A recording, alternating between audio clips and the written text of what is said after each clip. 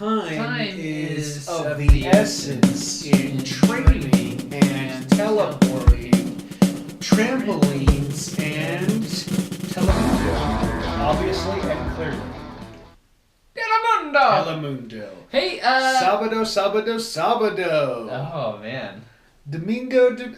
Man, there's good stuff on Telemundo. There is good stuff on Telemundo. Blake, how are you? I am pretty good. Do you smell me right now? No, what do you smell like? I smell like it's called past tense from an essential oil company that I will not name because They have not sponsored they this. have not sponsored this. That sounds really bad. They haven't, but anyway. Is it? Do you like it? I do. It burns a little bit when you put it on. Oh. I had a little bit of a headache this morning, and Uh-huh. it's just I put some on, and It's better. it's getting better. It's getting better. It's fiery, Fiery. You know, I'm not a like time. I've never really been a fan or believed in strongly the essential oils. You know, I was at a point where it was just like I will do whatever it takes, and I looked at our good friend Adam, and I said, whatever it takes. Hook me up, brah. And he did, and it burned. Pretty bad, but Yeah. you know what? We're feeling better. We're good, And time has passed. and time has passed. And we're feeling better. We are, and we're going to talk about time a little bit today. I love this. I want to talk about this guy. You might have heard of him, Napoleon Bonaparte. Ever heard of it? I already said that. Now it just sounds stupid. Anyway, Napoleon Bonaparte. There's a story I heard once from actually a manager that I had, and he once said told me this story about Napoleon, who was getting ready for a meeting of some sort or some kind of gathering, and he was in a hurry. And the person who was helping him, his valet, who was helping him get dressed, helping him button up his buttons, was very nervous and was going quickly. And Napoleon stopped him and he said, "Hey, take your time. I'm in a hurry."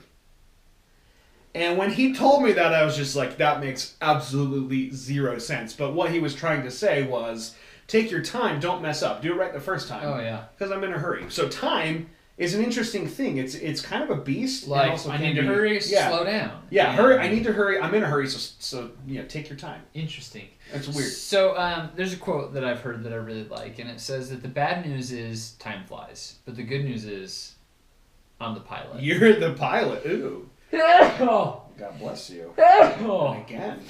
Wow.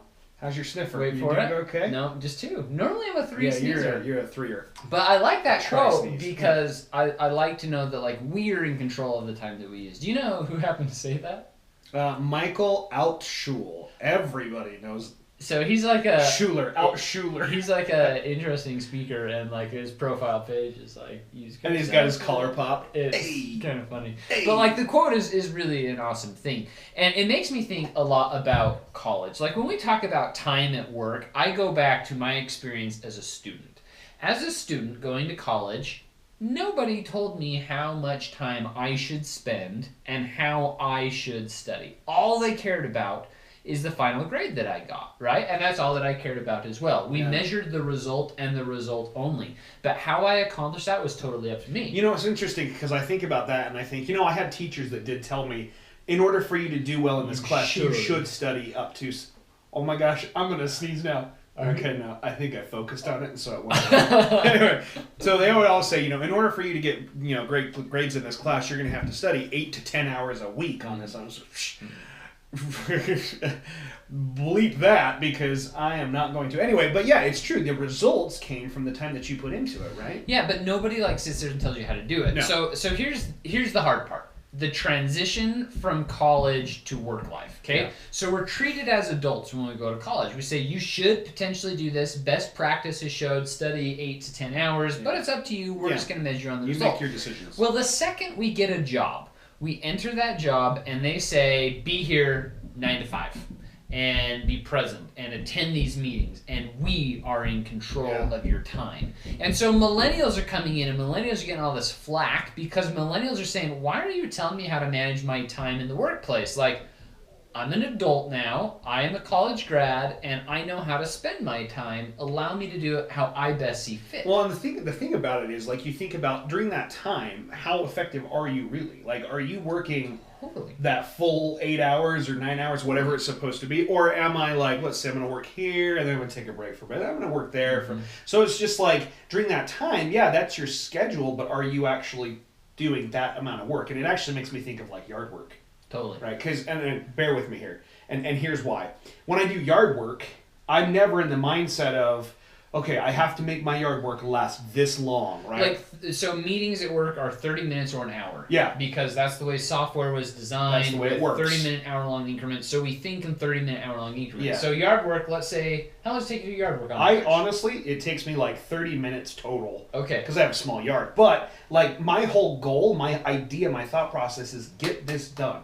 As soon as I get it done, I'm done with the yard work. So let's ask a question here. If you have been doing yard work for 20 minutes and you're almost done, do you slow down to stretch it out to the last 30? No, I get it done. Why? Because I want the result. When I'm done with it, I can do whatever I want. Because you are in control I of am your in time.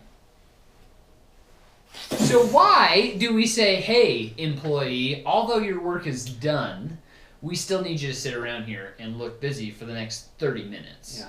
It's a standard that we've had for decades, you know, a long time, and I'm sure it had to do something with Henry Ford. I'm sure Somehow he's involved with this. Okay, so let's talk millennials. Millennials like to think outside the box, and we like to push back on the status quo. Welcome to cultural disruption, and we like to say this doesn't make a lot of sense. So if I want to go see a movie, we are avid movie fans. Now, to go see a movie on a Saturday evening, which you just recently did, I did.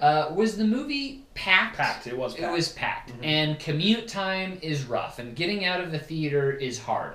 And is it most expensive at night or in the morning? It's very expensive. So, it's most expensive at nighttime. If I'm a millennial and I'm saying, hey, I love movies, when is the best time to go see a movie? When would you argue is the best day and time to go see a movie? Anytime Monday through Thursday at 10 a.m. in the morning. Right. Yeah, you know, it's one of those things where, like, if I could go Tuesday, if I'm sitting there thinking, you know, I really want to see this movie just came out, I'm going to go see it. That would be incredible, right? No traffic. No traffic. No one in the theater. No worrying about having to, holy cow, hopefully I can get a seat, right? I can kick back, I can relax, I can be comfortable, take my time. Okay, so I'm in charge of my... You're in charge of your time. And because of that, I know the most effective time for me to see a movie is Tuesday at 10 a.m. Okay? So, why can't I go Tuesday at 10? If I was in college, I totally could. Yeah. I'm done with class, I'm going to go see this, and then when I'm done, then I'll do my Come back homework. and do my homework, yep. So why does work say you can't? Because it's what you're supposed to do. We're not treated There's as really not adults. a rule. There's really not like a law or a rule No. behind this. It's just one of those things where I think it's an unspoken rule that everybody knows that you're supposed to work 8 hours, and in that time you're supposed to do all your work. And granted, I want to be honest, I want to be ethical with my time, but let's face it, is my job, you know, or can my job really be stretched out to 8 hours? Okay, some jobs can. What time do you wake up, Blake? I wake up at 5:10 every morning. Okay, we are early risers. I wake up at 5:30. I go to the gym.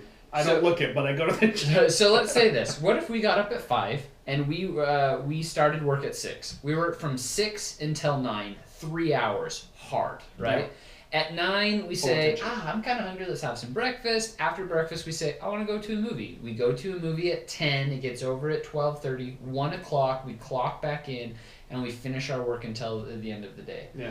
Legally, we're still putting in the hours required for our salary and for our benefits. We're still getting the result that the employer wants, but we are now in control of our time and how we want to spend it. And how do we want to spend it? Waking up early, doing some work, eating breakfast, going to a movie, and then finishing work. And in the evening, we have to do The job still gets done. Job still gets done. Job's done. So, let your employees be in control of their time. Why are you dictating what they should do, when they should do it, and how they should do it if all you care about is the job getting done? Yeah. Allow them to be in control. Quit being such a dictator. Oh. I liked it. I liked it a lot. Be your own pilot. Let your employees be the pilot. Let them fly. Let them soar. Let them be in control of their time. And remember, take your time. Don't forget to subscribe.